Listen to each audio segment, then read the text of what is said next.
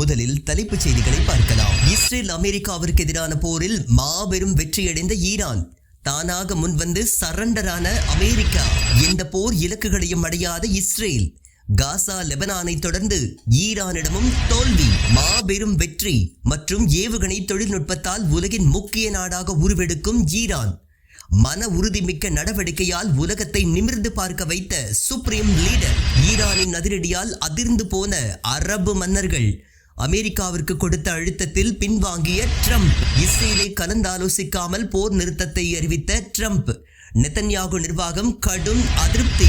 முதலில் இஸ்ரேல் தாக்குதலை நிறுத்த வேண்டும், அதுவரை போர் நிறுத்தம் கிடையாது என்று ஈரான் அதிரடி. கடைசி சொட்டு ரத்தம் இருக்கும் வரை போரிடுவோம். ஈரான் ஆயுதப்படைகளுக்கு புகழாரம் சூட்டிய அமைச்சர் அப்பாஸ். கத்தாரை தொடர்ந்து ஈராக், சிரியா தளங்களிலும் தாக்குதல். மத்திய கிழக்கில் நடுநடுங்கி போன அமெரிக்க படைகள். ட்ரம்பின் போர் நிறுத்தத்திற்கு பிறகும் இஸ்ரேலை துவம்சம் செய்யும் ஈரான். பீர்சபாவில் தரைமட்டமான முக்கிய கட்டிடம். இனி செய்திகளை விரிவாக பார்க்கலாம். ஈரான் இஸ்ரேல் இடையிலான 12 நாட்கள் போர் முடிவுக்கு வந்துவிட்டதாக அமெரிக்க அதிபர் டொனால்டு ட்ரம்ப் தன்னிச்சையாக அறிவித்துள்ளார். முதல் 12 மணி நேரம் ஈரான் எந்த தாக்குதலையும் நடத்தக்கூடாது என்றும், அடுத்த 12 மணி நேரம் இஸ்ரேல் தாக்குதல் நடத்தக்கூடாது என்றும் தெரிவித்துள்ளார். இதனைத் தொடர்ந்து 2ஆம் கட்ட போர் நிறுத்தம் அமலுக்கு வரும் என்று அவர் கூறியுள்ளார். எனினும் இந்த போர் நிறுத்தம் பற்றிய ஒப்பந்தங்கள் தங்களுக்கு வழங்கப்படவில்லை என்று கூறிய ஈரான், இஸ்ரேலின் தாக்குதல் நிறுத்தப்பட்டால் மட்டுமே தங்களது தாக்குதல்களும் நிறுத்தப்படும் என்று அறிவித்தது. ட்ரம்பின் போர் நிறுத்த அறிவிப்பு வெளியான சிறிது நேரத்திலேயே தெற்கு மற்றும் மத்திய இஸ்ரேல் மீது ஈரான் பாலிஸ்டிக் மிசைல்ஸ்களை வீசியதால் அபாய எச்சரிக்கை ஒலி எழுந்தது. ஜெருசலம் மற்றும் பீர்சபாவில் பாதிப்புகள் ஏற்பட்டுள்ளதாக முதல் கட்ட தகவல்கள் வெளியாகியுள்ளன.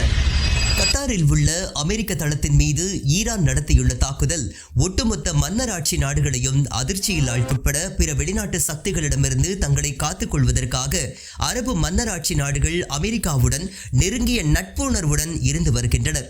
தங்கள் நாட்டில் போதிய இராணுவ வீரர்கள் இல்லாவிட்டாலும் விலை உயர்ந்த அதிநவீன ஆயுதங்களை வாங்கி குவித்துள்ளனர்.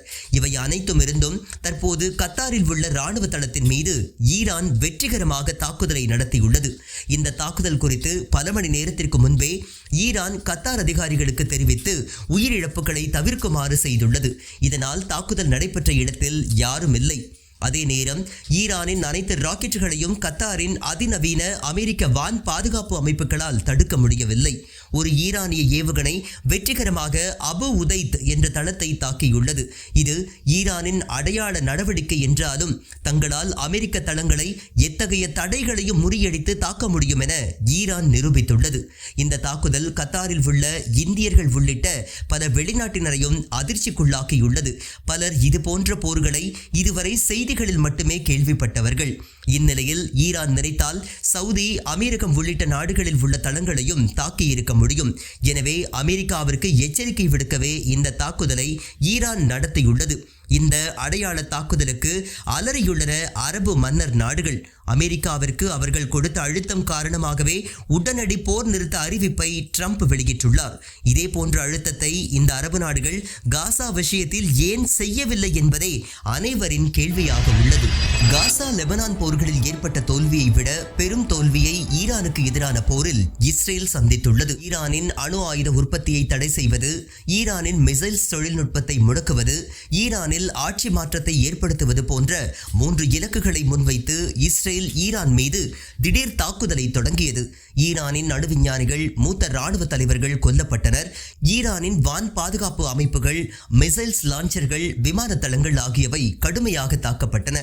அதே நேரம் ஈரான் கொடுத்த பதிலடியால் கடந்த 12 நாட்களாக இஸ்ரேலின் ஒட்டுமொத்த 1 கோடி ஆக்கிரமிப்பு மக்களும் தங்களது பெரும் பகுதியை பங்கர்களில் செலவு செய்ய வேண்டிய சூழல் ஏற்பட்டது. இந்த போர் இஸ்ரேலின் இருத்தலுக்கான போர். இந்த போரில் இஸ்ரேல் தனது இலக்குகளை அடைந்தால் மட்டுமே தப்பி பிழைக்கும் என்று பெஞ்சமின் நெதன்யாகு கூறியிருந்தார்.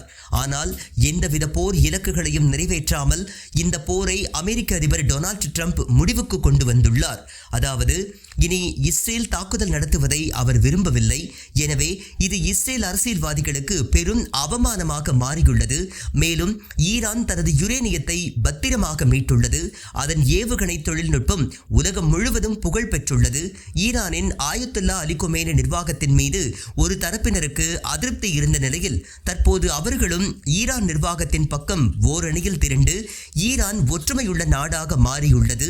எனவே இஸ்ரேலின் 3 போர் இலக்குகள் நிறைவேற்றப்படாமல் மாறாக ஈரானுக்கு இந்த போரில் 3 நன்மைகள் கிடைத்துள்ளன. செவ்வாய்க்கிழமை காலை ஈரான் நடத்திய தாக்குதலில் இஸ்ரேலின் பீர்சபாவில் 8 பேர் கொல்லப்பட்டதோடு பலர் படுகாயமடைந்துள்ளனர். போர் நிறுத்தத்தை ட்ரம்ப் அறிவித்த பிறகு முதன்முறையாக ஈரான் தாக்குதல் நடத்தியுள்ளது. 6 கட்டங்களாக இந்த தாக்குதலை ஈரான் நடத்தியுள்ளது. முதல் கட்ட தாக்குதலில் இஸ்ரேலின் அல் நஹாப் பாலைவன மையம் குறிவைக்கப்பட்டது. 2ஆம் கட்ட தாக்குதலில் டெல் அவீவ், ஜெருசலம் நகரங்கள் குறிவைக்கப்பட்டன. அங்கு அபாய எச்சரிக்கை ஒலி எழுப்பப்பட்டது. பீர் அல் சபா நகரத்தில் 7 மாடி கட்டிடம் தகர்க்கப்பட்டது. இதில் 8 பேர் கொல்லப்பட்டதோடு பலர் படுகாயமடைந்துள்ளதாக செய்திகள் வெளியாகியுள்ளன. பலர் இடிபாடுகளில் சிக்கியுள்ளனர். அவர்களை மீட்கக்கூடிய பணிகள் நடைபெற்று வருகின்றது. 3வது கட்ட தாக்குதலிலும் டெல் அவீவ் மற்றும் பீர் அல் சபாவில் 3வது முறையாக அபாய எச்சரிக்கை ஒலி எழுப்பப்பட்டது. ஈரானின் 4ஆம் கட்ட தாக்குதலில் மீண்டும் டெல் அவீவில் அபாய எச்சரிக்கை ஒலி எழுப்பப்பட்டது. இதனால் பங்கரில் இருந்து வெளியே வந்த செட்டிலர்கள் மீண்டும் பங்கர்களுக்குள் ஓடி ஒளிந்தனர். தொடர்ந்து 6 கட்ட தாக்குதல்களை ஈரான் நடத்தி முடித்துள்ளது.